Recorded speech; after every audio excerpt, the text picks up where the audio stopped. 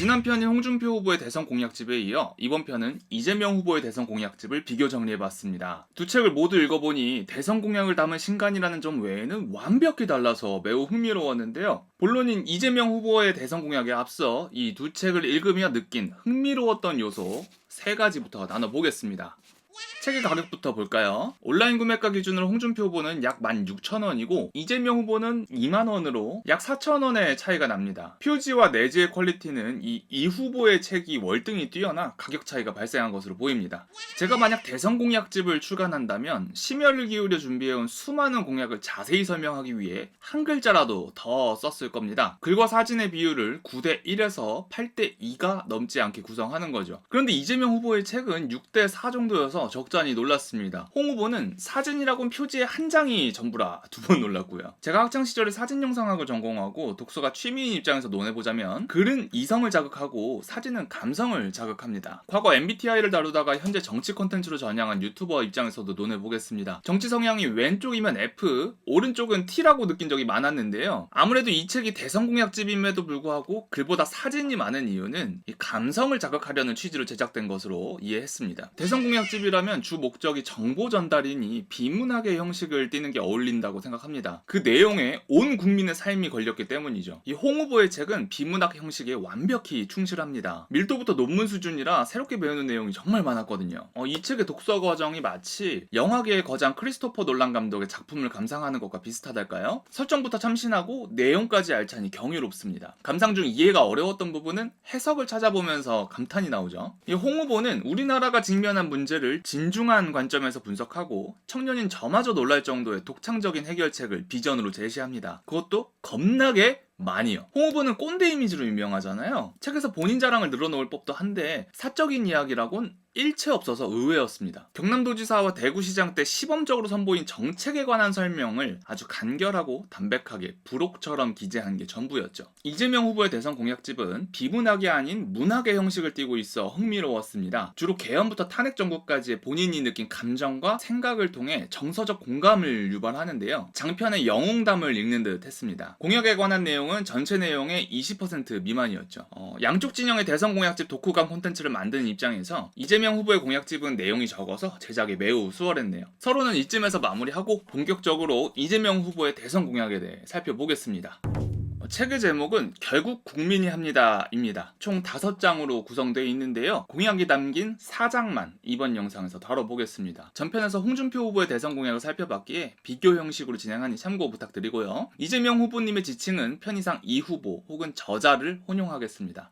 203쪽 역사적 대전 한점의 서다입니다. 우리는 초과학기술 신문명이 불러올 사회적 위기를 보편적 기본사회로 대비해야 한다. 미디어를 통해 기본소득이라는 단어는 자주 접해봤지만 이 보편적 기본사회라는 용어는 생소했습니다. 이 과제들을 해결하려면 회복과 성장이 전제되어야 한다. 아직 초반이라 용어는 생소하지만 회복과 성장이라는 내용만큼은 동의합니다. 참고로 홍 후보는 자유와 활력을 강조했었죠. 새로운 성장 동력을 만들고 성장의 기회와 결과를 함께 나누는 공정성장이 바로 더 나은 세상의 문을 열 것이다. 공정하게 성장한다는 뜻일까요? 평생을 같이 살아온 쌍둥이마저 다르게 성장하는데 이 공정성장이란 말은 참뜻이 무엇일지 매우 궁금했습니다. 204쪽입니다. 새롭고 공정한 성장 동력을 통해 양극화와 불평등을 완화해야만 함께 잘 사는 세상으로 들어갈 수 있다. 새로운 산업 부흥 전략을 A부터 F까지 제시하면서 연설 제목을 회복과 성장, 다시 대한민국으로 정했다. 공정성장이란 용어는 이재명 후보가 제시하는 대선 공약이었네요. 새로운 산업 부흥 전략 A to F는 곧 나옵니다. 205쪽입니다. 권력욕에 의한 친위 군사 쿠데타는 군의 정치적 중립 보장, 헌정 질서 파괴와 기본권 제한 금지, 1987년의 역사적 합의를 한 줌 티끌로 만들고 있습니다. 눈 떠보니 후진국으로 전락했습니다. 현재의 헌법은 약 40년이나 되어 개정이 필요하다고 생각하는데요. 저자는 이것을 마치 바이블처럼 여기면서 회복해야 할 절대 가치로 보는 것 같아 신기했습니다. 208쪽입니다. 1894년 우금치 고개를 넘지 못한 동학 농민군의 꿈은 2024년 마침내 남태령을 넘었습니다. 아무래도 작년에 전농이 주최한 남태령 통일 트랙터 1차 시위를 뜻하는 것 같습니다. 2차 시위는 안정권 배인규 대표가 정부가 사투를 벌여 간신히 막았었죠. 모두가 함께 잘 사는 세상, 다시 희망이 펄떡이는 나라, 모든 국민의 기본적 삶이 보장되는 기본이 튼튼한 나라를 가리키고 있습니다. 203쪽으로부터 5쪽이나 지났습니다. 진작에 공약에 대한 구체적인 설명이 나올 때인데 아직까지는 윤석열 정부를 향한 비난과 두루뭉술한 비전만 제시하고 있네요. 209쪽입니다. 소재가 회복과 성장이 지금 절실한 까닭인데요. 국가 소멸 위기를 불러온 저출생은 불안한 미래와 절망이 잉태한 것입니다. 공동체의 존망에 걸린 출생과 양육은 이제 부모들이 아닌 우리 공동체 모두의 책임이 되어야 합니다. 드디어 공약을 위한 빌드업, 문제제기가 나왔습니다. AI와 첨단 기술에 의한 생산성 향상은 노동시간 단축으로 이어져야 합니다. 노동시간을 줄이고 주 4.5일제를 거쳐 주 4일 근무 국가로 나아가야 합니다. AI와 첨단 기술을 적극 활용해 근무 시간을 줄이자는 내용입니다. 근로자들의 워라밸을 신경 쓰는 스윗함이 느껴지는데요. 문제는 산업 전반에 AI와 첨단 기술이 도입되려면 꽤나 오랜 세월이 지나야 할 것입니다. AI가 한참 발전하고 있는 요즘, 과거로 치면 인터넷이 막 보급되던 때와 비슷한데요. 제가 얼마 전까지 토지부동산의 유튜브 채널 PD로 근무하면서 매우 놀라운 경험을 했습니다. 이쪽 업계는 인터넷을 단순히 뉴스 기사 스크랩하는 정도로만 쓰고 있었거든요. 최소한 클라우드를 활용한 공유 작업 개념조차 없이 어떻게든 굴러가고 있었죠. AI도 제대로 활용하는 사람이 과연 몇이나 될까요? 끼케야 직접 검색해보면 될 정보를 단순히 시간 절약의 용도로 쓰는 사람이 태반일 것입니다. 고기도 먹어본 사람이 맛을 안다는 속담처럼 AI 시대도 인터넷처럼 본인의 수준만큼 쓸 것으로 보입니다. 그리고 우리나라는 서비스직이 압도적으로 많습니다. AI를 활용해봤자 생산성보다는 소비성의 형태겠죠. 그런데 벌써부터 산업 전반에 AI와 첨단 기술이 도입될 것을 기대하고 근무 시간을 줄인다면 단순히 고정급여만 줄어들게 될 것입니다. 우리나라뿐만 아니라 전 세계 경제가 위태로운 상황이고 국내 대기업이 세계를 주름잡던 시대는 이미 지났습니다. 기술력과 인재 유출이 심각한 수준이라 밑빠진 독에 물을 부어봤자죠. 이제 막 공약을 이야기한 초반이니 좀 더 읽어보겠습니다.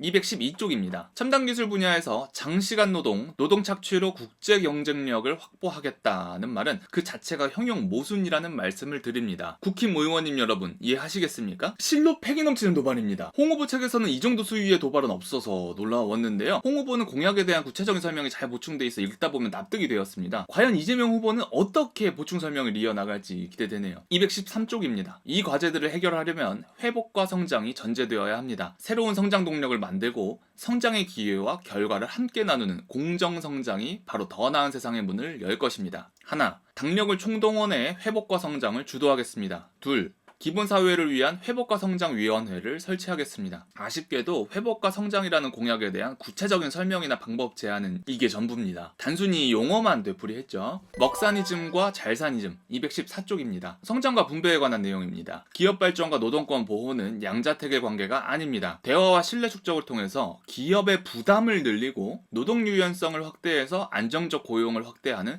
선순환의 사회적 대타협을 반드시 이뤄내야 합니다. 중요한 부분인데요. 저자께서는 노동권 보호를 위해 기업에만 부담을 주겠다 합니다. 215쪽입니다. AI 시대를 대비한 노동시간 단축. 앞서 210쪽의 내용과 대치됩니다. 제가 우려했던 순서상의 문제이기도 한데요. AI와 첨단 기술이 산업 전반에 우선적으로 도입돼야만 노동시간 단축이 그 의미를 갖게 됩니다. 저자는 미리 대비하자는 차원에서 노동시간부터 단축하자고 주장하는데요. 지금도 먹사니즘이 힘들어서 투잡, 쓰리잡 뛰는 분들이 많습니다. 강제로 근로시간부터 줄이면 고정 수입이 줄어 포잡, 5잡까지 뛰는 극한의 상황에 직면하게 될까 매우 염려스럽습니다. 216쪽입니다. 함께 잘 사는 세상을 위해서 유용하다면 어떤 정책도 수용하겠습니다. 일을 잘하는 사람의 특징 중 본인이 해야 할 일을 알아서 찾는 것을 들 수 있습니다. 일 잘하는 정치인이라면 당연히 찾아서 해야 할 일이 무엇일까요? 바로 국민 모두가 잘 사는 세상을 만드는 것이겠죠. 홍준표 후보의 글은 본인이 고심해온 수많은 정책을 독자에게 납득시키기 위해 친절하고 상세히 설명하는데요. 마치 이런 느낌이었습니다. 직원이 공손한 태도로 상사에게 신사업 제안을 발표하는 느낌이었죠.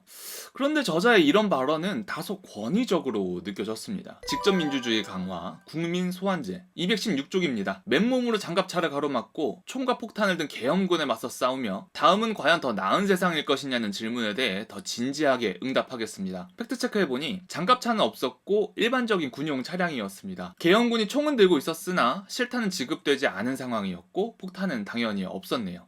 287쪽입니다. 국민의 주권 의지가 일상적으로 국정에 반영되도록 직접 민주주의를 강화하겠습니다. 그 첫 조치로 국회의원 국민소환제를 도입하겠습니다. 드디어 명확한 공약이 등장했습니다. 아쉽게도 부연 설명이 없어 직접 찾아봤는데요. 국회의원 국민소환제는 국민이 국회의원을 투표로 탄핵시킬 수 있는 제도를 뜻합니다. 국민저항권과 유사한 개념이라고 볼 수 있죠. 그러나 국민저항권은 역사적으로 진보 성향의 운동만 인정받았습니다. 1960년 4.19 혁명, 1979년 부마 민주항쟁, 1987년 6월 민주항쟁만 법적으로 그 정당성을 인정받았죠. 박근혜 전 대통령의 탄핵반대 집회와 최근 서울서북지법 폭력사태 관련 국민저항권은 인정받지 못했습니다. 이 국민의 용어적 개념이 좌파 진보 시민들에 국한될 것 같다는 염려가 드는 대목이었습니다. 218쪽입니다. 민생과 경제 회복을 위해 최소 30조 원 규모의 추경을 제안드립니다. 하나, 상생소비 쿠폰, 소상공인 손해보상, 지역화폐 지원. 둘, 감염병 대응, 중증외상 전문의 양성 등 국민안전 예산. 셋, 공공주택과 지방 SOC, 고교 무상교육 국비 지원. 넷, 인공지능, 반도체 등 미래산업. 여기서 1번의 지역화폐는 논란의 여지가 매우 큽니다. 제가 경기도민인데요. 경기도는 지역화폐 정책으로 인하여 재정 부담이 크게 증가했거든요. 2023년 2조 4,941억 원이었던 채무가 2024년에는 3조 2천억 원으로 28.3% 증가했습니다. 이번에 감염병 대응도 그러한데요. 이 후보가 경기도지사 재임 시절 총 2차례에 걸쳐 지급한 재난지원금이 2조 7천억 원입니다. 전체 재원의 75% 수준이죠. 경기도는 2035년까지 상환하겠다는 입장을 밝혔는데 이것은 모두 우리 경기도민이 부담해야 할 빚이기도 합니다. 이번에서 아쉬운 점이 하나 더 있었습니다. 최근에 발생한 초대형 산불에 관한 직접적인 공약이 없습니다. 홍준표 후보는 소개했던 부분인지라 아쉬움이 남네요. 새로운 산업 부흥 전략 A2F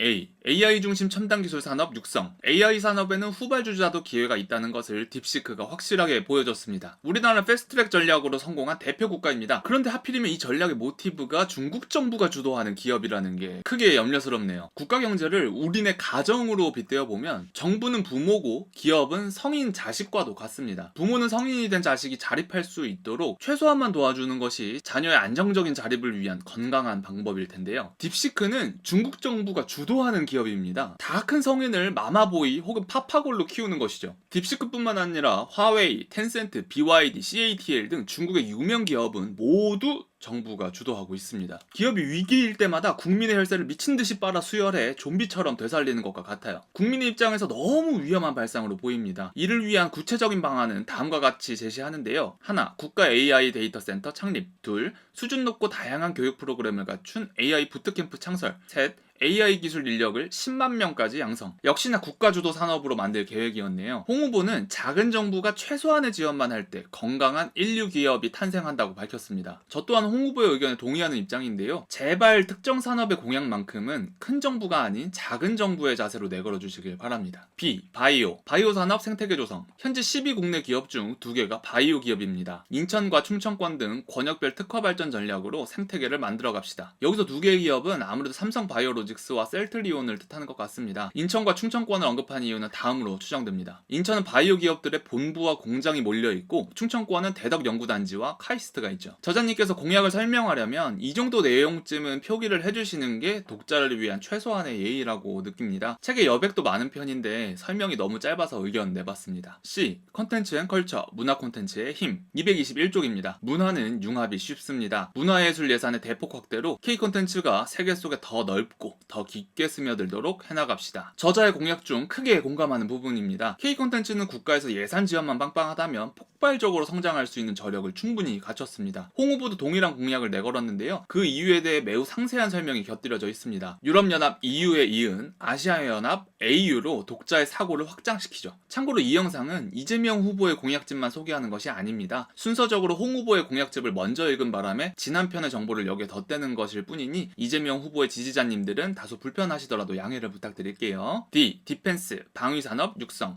222쪽입니다. 한반도의 지정학적 특성이 오늘날 괄목할 방위산업 발전의 토대가 되었습니다. 하나, 드론과 로봇, 장비 등의 연구개발에 지속적으로 투자. 둘, 방위산업협력국가를 지속적으로 발굴. 매우 죄송한 내용입니다만 홍 후보에 비해 완전히 낙제 수준입니다. 저자님께서는 소재부터 국방이 아닌 방위산업에 집중하고 있습니다.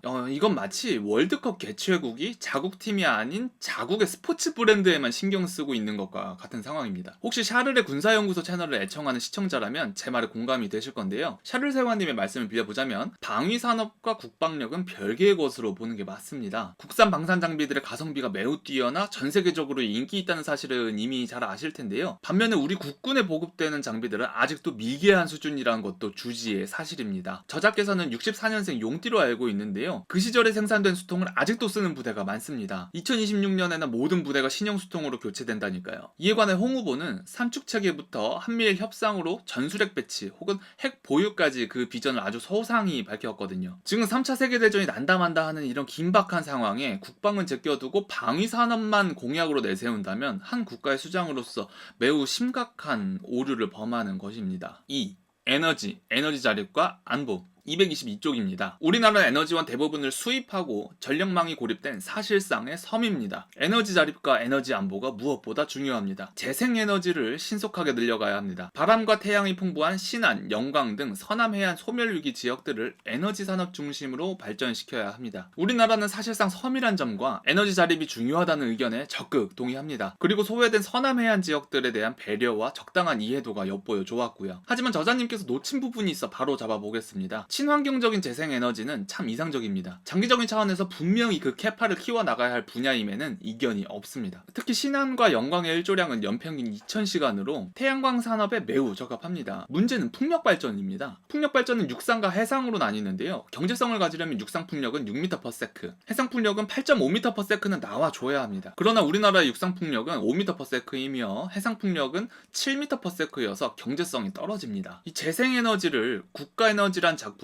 조연급으로 키우겠다면 충분히 납득될 만한 공약이겠으나 저자께서는 재생에너지를 주연으로 발탁하겠다니 상상만 해도 아찔합니다. 윤석열 정부와 문재인 정부의 한여름을 떠올려 봅시다. 내 돈 주고 산 에어컨을 내가 쓴 만큼 내가 내겠다는데 전력이 부족해 정전이 될 수 있으니 아껴 써달라던 정부가 어디였습니까? 원전 가동을 멈추고 재생에너지에 집중했던 문재인 정부였습니다. 이재명 후보께서 집권하신다면 기후위기로 훨씬 덥고 길어질 여름을 내 돈 나가는 에어컨마저 맘껏 못 돌리게 될까 두렵습니다. 저자께서는 216쪽에서 함께 잘 사는 세상을 위해서 유용하다면 어떤 정책도 수용하겠습니다 라고 밝히셨습니다. 홍준표 후보가 주장하는 무탄소 에너지 정책은 원전 산업이 주연이지만 재생에너지를 소외시키지 않고 함께 갑니다. 이 정책 수용해 주시면 좋겠습니다. F. 팩토리, 제조업 부활 지원. 223쪽입니다. 국내 공급망을 중심으로 하는 한국형 마더팩토리 전략이 필요합니다. 하나, 소부장의 국산화를 지원. 둘, 산학협력. 우선 포항, 울산, 광양, 여수, 서산, 당진에 산업위기 대응 특별지역 선포를 제안합니다. 지극히 공감되는 내용입니다. 우리나라는 내수시장이 매우 빈약하죠. 국가경제가 위기 상황에 내몰릴 경우 이웃나라인 일본처럼 버틸 재간이 전혀 없습니다. 우리나라 공공청사에 깔린 모든 에스컬레이터가 중국산이라고 합니다. 부품 고장 시 수리에 오랜 시간이 걸리는 이유가 중국에서 부품을 수입해오는 그 기간 때문이라죠. 우리나라는 제조업으로 흥한 나라입니다. 현재는 국민 전체의 학력이 너무 높은 데서 오는 귀천의식 때문에 제조업 기피 현상이 만연한데요. 제조업이 업무 강도가 높고 다치는 경우도 잦지만 우리가 또 손기술이 끝내주는 민족이지 않습니까? 제조업만큼 잘 어울리는 것도 없죠. 게다가 지방소멸화 때문에 해당 지역에 대한 국가적 지원도 꼭 필요하고요. 저자님의 의견에 아주 동의합니다. 225쪽입니다. 지구온난화로 북극 항로에 항해 가는 기간이 늘고 물동량도 증가 중입니다. 남북을 관통하는 대륙철도 연결, 그 출발지의 꿈을 잊지 맙시다. 사천, 창원, 부산, 울산, 포항으로 이어지는 동남권을 해운, 철도, 항공의 트라이포트와 그 배후단지로 성장시켜야 합니다. 미국의 트럼프가 그린란드에 진심인 이유가 바로 지구온난화로 인한 북극항로 때문인데요. 저자께서 이에 대해 구체적이고 명확한 비전을 제시했다는 점에서 아주 반가웠습니다. 홍 후보는 울릉도만 언급했는데 두 후보의 공약을 합친다면 금상첨화겠네요. 다만 아쉬웠던 점은 남북을 관통하는 대륙철도 연결이었습니다. 국방과 안보 문제가 심각한 상황인데 이 상태에서 길을 터주면 극도로 위험해지지 않을까요?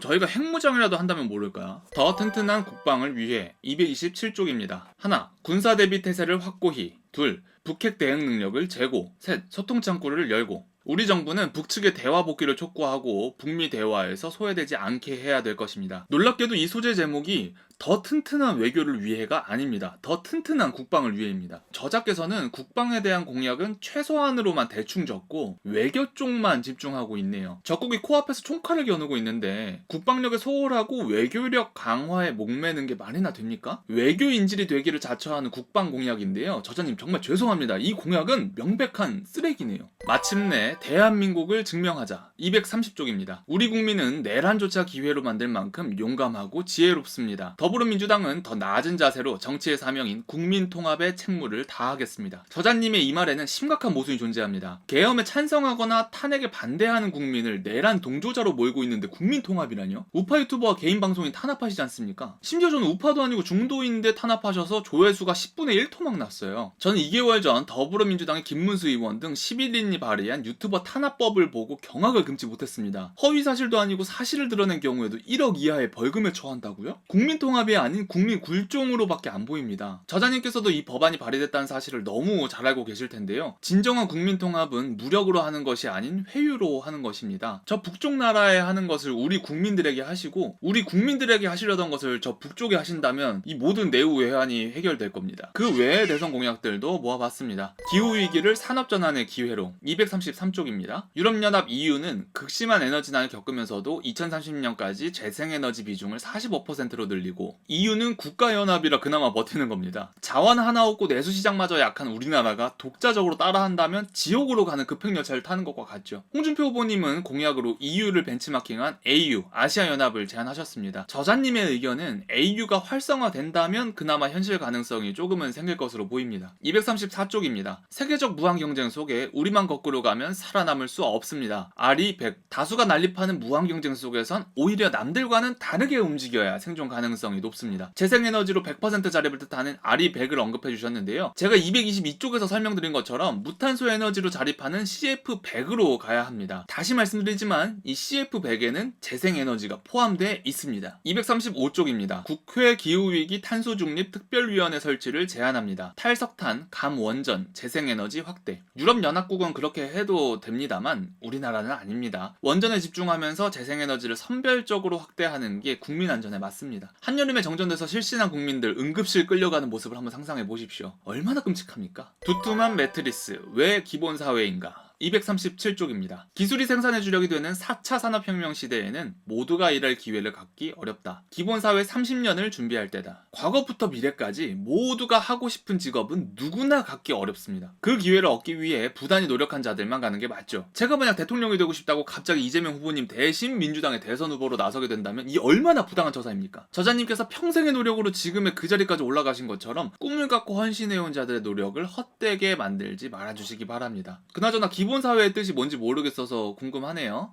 계속 읽어보겠습니다. 239쪽입니다. 더 높아질 과학기술력을 감안하면 우리나라는 국민의 기본적 삶을 책임질 역량이 됩니다. 복지를 확대하는 과정에서 얼마든지 더 효율적인 제도를 설계, 실험, 정착시킬 수 있습니다. 지금 이 순간에도 기업과 인재들이 해외로 도망치고 있습니다. 기업에 더 큰 부담을 주는 실험을 하시겠다고요? 240쪽입니다. 출생부터 사망까지 기본적 삶이 보장되고 미래와 노후의 불안이 사라져야 실력과 노력으로 성공하는 사회. 저자님께서 말씀하신 기본사회의 뜻이 이런 거였군요. 특정 연령층도 아니고 모두에게 평생 월 25만원씩 지급하신다는 거죠. 진지하게 기본사회 속의 제 삶을 한번 상상하고 진솔하게 답변 드리자면요. 매달 꽁돈이 생긴다면 근로의욕이 떨어져서 일 안 하고 집에서 뒹굴뒹굴 놀 겁니다. 더 많이 들어오면 더욱 놀 거고요. 직장 생활 해보니 정말 너무 힘들었어요. 마음고생 안 하고 놀고 싶습니다. 그런데요, 저 같은 사람이 과연 소수일까요?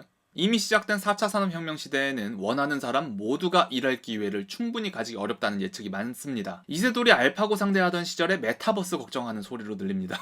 만약 기본사회가 현실이 된다면 모두가 일하기 싫어할 것 같기는 하네요. 241쪽입니다. 부담자와 수혜자가 분리되지 않고 모두가 수혜자인 기본사회 정책은 부담 집단과 수혜 집단의 갈등을 최소화합니다. 215쪽에서 대화와 신뢰 축적을 통해서 기업의 부담을 늘리고 라고 말씀해 주셨습니다. 부담 집단을 기업으로, 수혜 집단을 노동자로 볼 수 있겠는데요. 모두가 행복한 이상적인 사회를 꿈꾸시는 것 같습니다. 그게 칼 마르크스의 사회주의가 바로 그것이긴 합니다만 박근혜 전 대통령의 미완의 약속, 모든 노인에게 월 20만원 기초연금. 뭔가 단단히 착각하고 계십니다. 당시에는 노령층 인구가 지금보다 적었습니다. 그리고 노령층은 근로능력이 없고 살 날도 얼마 안 남은 분들이시죠. 포퓰리즘성 정책 중 마지노선이라고 볼 수 있는 정책이었습니다. 그런데 이재명 의원님께서는 한국 사람이라면 연령에 상관없이 다 주자하셨잖아요. 이거 정말 엄청나게 큰 돈입니다. 어차피 사비가 아닌 세금으로 이걸 충당하실 텐데 이 세금을 어떤 명목으로 모으실지 궁금합니다. 당장 국민연금도 모자라서 난린데 도대체 세금을 얼마나 폭발적으로 걷어가시려는지 책에서 꼭 설명해 주시면 좋겠습니다.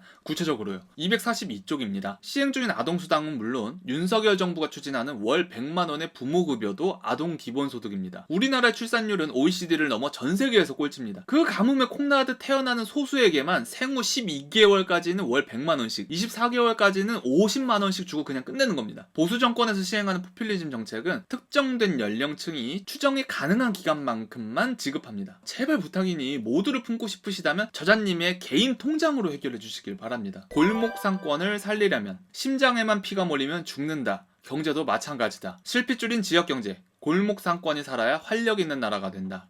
근력 운동을 하면 심장의 펌프질이 강해지고 유산소 운동을 하면 심장이 유연해진다고 합니다. 심장이 건강할수록 더 멀리, 더 강하게 피를 보내기 때문에 이런 실핏줄도 건강해지는 것입니다. 모든 일에는 순서와 경중의 차이가 있습니다. 저자님께서 말씀하시는 산술적 평등은 사회주의 혹은 공산주의에 어울립니다. 돈은 돈다고 해서 돈이라고 하지 않습니까? Please. Don't speak anymore. 100억이 온 동네 골목에 쭉 퍼져서 10바퀴를 돌면 1000억이 되는 것이고 100바퀴를 돌면 1조 원이 되는 것입니다. 지역화폐 관련하여 이 말씀을 해주셨는데요. 그 지역화폐의 출처가 어차피 우리 세금이잖아요. 오늘 10만원어치 상품을 9만원에 사서 내일 1만원의 세금을 내라는 말씀이신데요. 당장 9만원밖에 없는 사람은 내일 세금 1만원을 못 내고 죽습니다. 이런 식의 경제는 돈 돌리기가 아닌 폭탄 돌리기입니다. 216쪽에서 맨몸으로 장갑차를 가로막고 총과 폭탄을 든 계엄군 맞서 싸우며 라고 말씀해 주셨는데요. 여기서의 폭탄은 저자님의 공약에 실린 것 아닐까요? 249쪽입니다. 경기가 너무 나쁘다 그러면 살짝 부추겨주는 것이 정부가 하는 일입니다. 살짝이란 단어의 정의를 모르시는 것 같습니다. 기본 사회가 살짝이라뇨. 그리고 경기가 너무 나쁜 상황은 절벽으로 내몰린 상황과 같습니다. 살짝 밀면 낭떠러지 아래로 떨어지는 겁니다. 251쪽입니다. 당당하게 내 세금이고 내가 맡긴 권력이니 그 권력과 예산을 제대로 우리를 위해서 국민을 위해서 써라 라고 여러분께서도 요구해 주시기를 부탁드립니다. 말을 안 들으면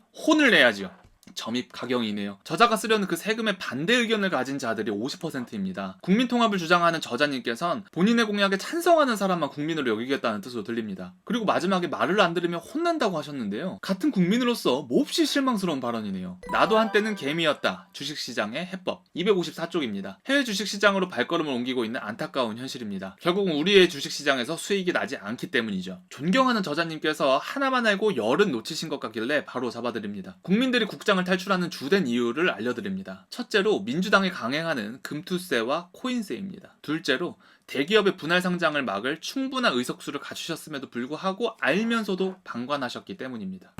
이번 영상을 요약해보겠습니다. 홍준표 후보님의 책은 선관위와 CBDC 관련하여 아쉬웠지만 그 외에는 모두 훌륭한 공약들이었고 배움이 컸습니다. 이재명 후보님의 책은 북극 항로에 관한 비전 제시가 아주 인상 깊었지만 전반적으로 공약의 수가 너무 적었고 깊이감까지 얕았는데요. 정말 수년간 대선 준비를 해오신 게 맞는지 강한 의심이 들 정도였습니다. 제가 중도임에도 불구하고 구글 코리아의 우파 유튜버 탄압에 휘말려 조회수는 10분의 1토막, 구독자 증가수는 100분의 1토막이 난 처참한 상태인데요. 힘든 와중에 지난 영상의 반응이 매우 뜨거웠습니다. 여러분께 진심을 담아 감사 인사 전합니다. 감사합니다. 덕분에 가볍고 즐거운 마음으로 이번 영상을 제작했는데요. 대선까지 두 후보의 신간을 시리즈로 계속 제작해볼까 합니다. 서론에서 이재명 후보의 책은 공약이 20% 미만이라고 말씀드렸잖아요. 나머지 80%는 영웅담인데 진짜 말도 안 되게 대존재미입니다. 반면에 지난 편에서 다루지 않았던 홍 후보님의 2부는 박사학위 논문급 전개여서 완전 지식 채널에 빙의 될 정도로 유익한 내용이 많습니다. 지속적인 관심 가져주시면 정말 고맙겠습니다. 기다리고 기다리던 후원자 여러분께 감사의 인사 시간이 돌아왔습니다. 여러분의 소중한 후원료로 이재명 의원의 대선 공약집도 구매했는데요. 솔직히 읽기 싫습니다. 그래도 지피지기 100점 불태의 마음가짐으로 읽었어요. 책장을 닫고 싶은 욕구가 치솟을 때마다 이런 생각으로 버텼습니다. 이재명 후보의 지지자분들은 이 책을 보면서 보면서 엄청 감동받고 완벽히 준비된 대통령 후보라고 막 믿겠지? 진짜 이런 생각하니까 너무 재밌더라고요. 이제는 즐기면서 읽고 있습니다. 가치관이 다른 사람의 심정을 완벽히 공감할 수는 없겠지만 시도하는 것 자체에서 큰 의미를 느꼈습니다. 아직도 한참 부족한 저지만 나름 한 단계 성장하는 중이구나 싶어요. 그리고 집회 콘텐츠의 퀄리티를 한 단계 높여줄 120cm 짜리 모노포드도 구매했습니다. 낚싯대 아니고요. 드론만큼은 아니지만 기존 영상들보다 훨씬 쾌적한 화각으로 여러분께 인사드릴 생각에 엄청 설레네요. 제가 나날이 발전할 수 있게 이 서민 선달프 응원해주셔서 진심으로 감사합니다. 시청해주셔서 감사합니다.